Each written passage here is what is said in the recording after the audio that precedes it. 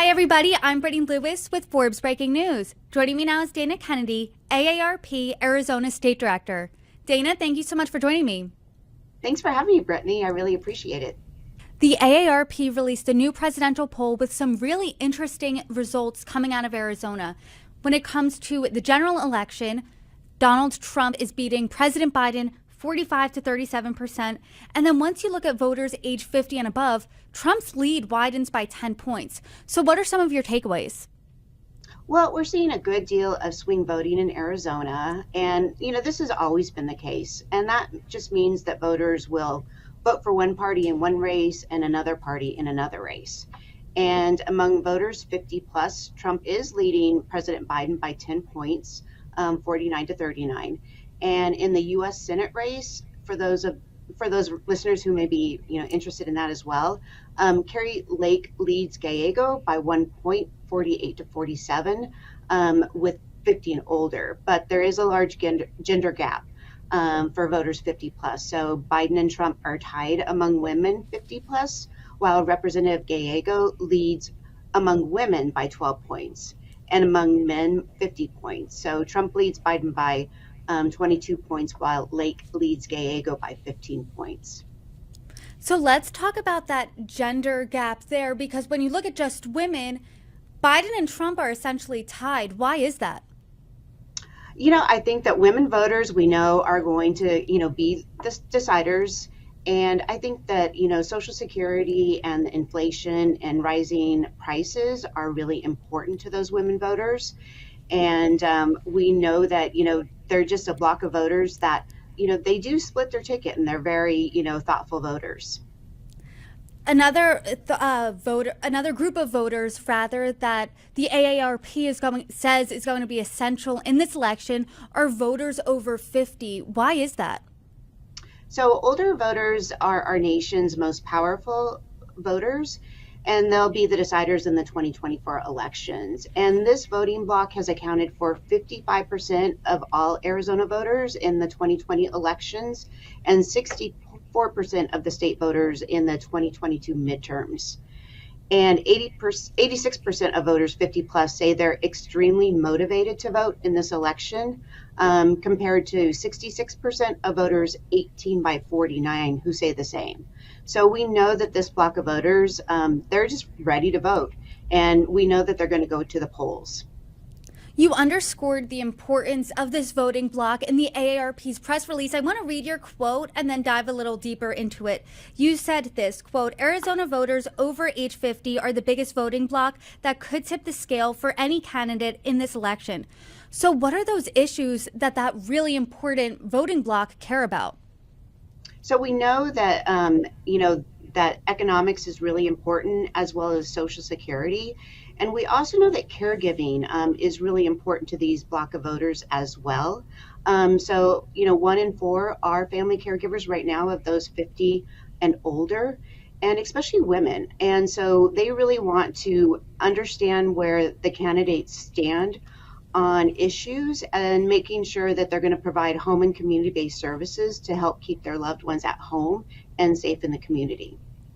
And based on this poll, is there a sense from voters of who they believe is the candidate that's better equipped to handle these issues? Right now they want to know where the candidates stand on the issues. So they do lean, to making sure that they're going to vote in the election. But personal economic issues loom larger when we tally up the responses for inflation, economy, and jobs and Social Security. And as a group, these issues picked up first and second by 54% of Arizona voters 50 plus. And the personal economic issues are very high among the GOP voters 50 plus, and atop among independent voters 50 plus. And the top tier among Democrats, just behind, are threats to the democracy.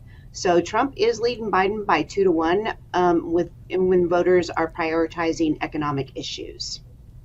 The economy continues to be a top issue for voters across the country, not just in Arizona, but the economy by the numbers is doing better than it has been in the previous years. In May, the Nasdaq closed at an all-time high.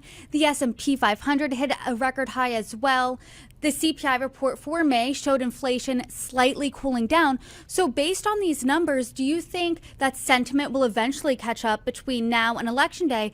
Or are people pretty much set in their way when it comes to how they're voting because of the economy?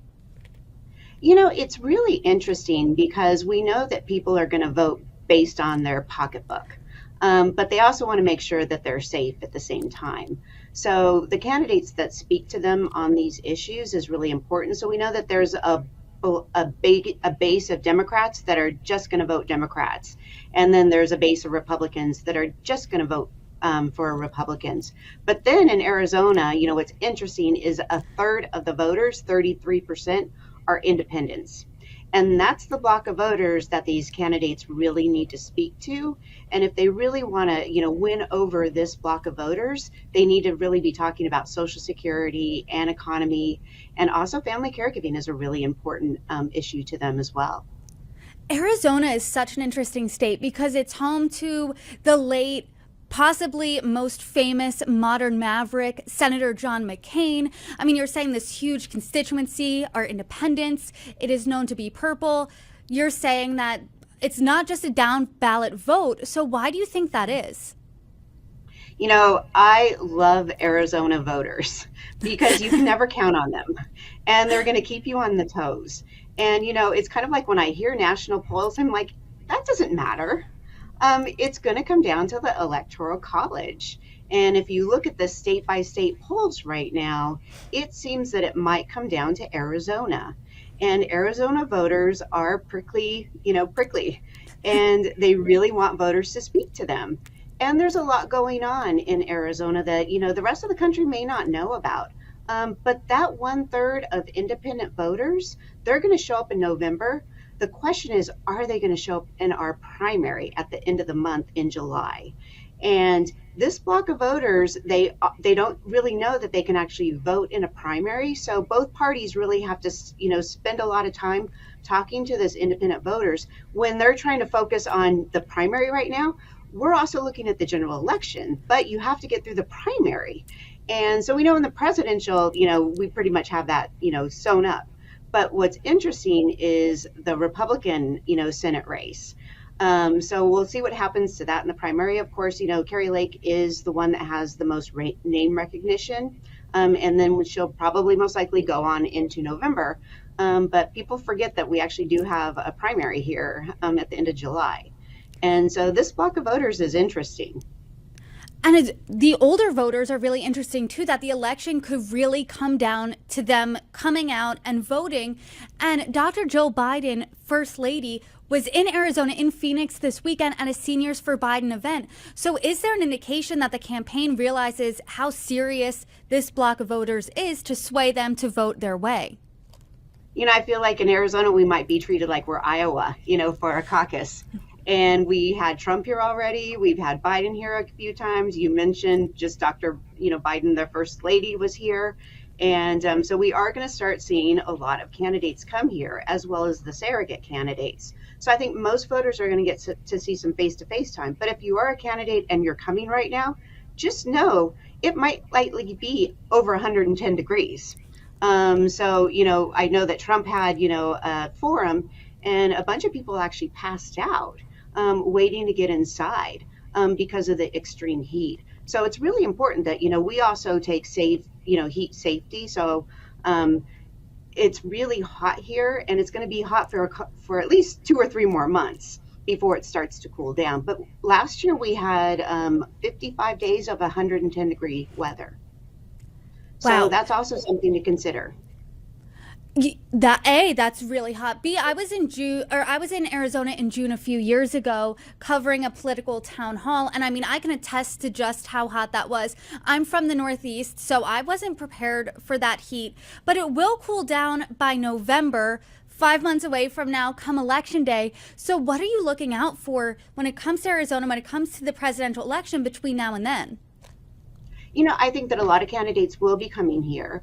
and most candidates, will have different kind of forums. So voters will probably get to come and see those candidates face to face. But I think that it's really important that these candidates do speak to the senior voters. And we know, we hear about immigration all the time, but that's not the only issue that's important here. So the economy is also important. The democracy is also important. We also have many things on our ballot as well.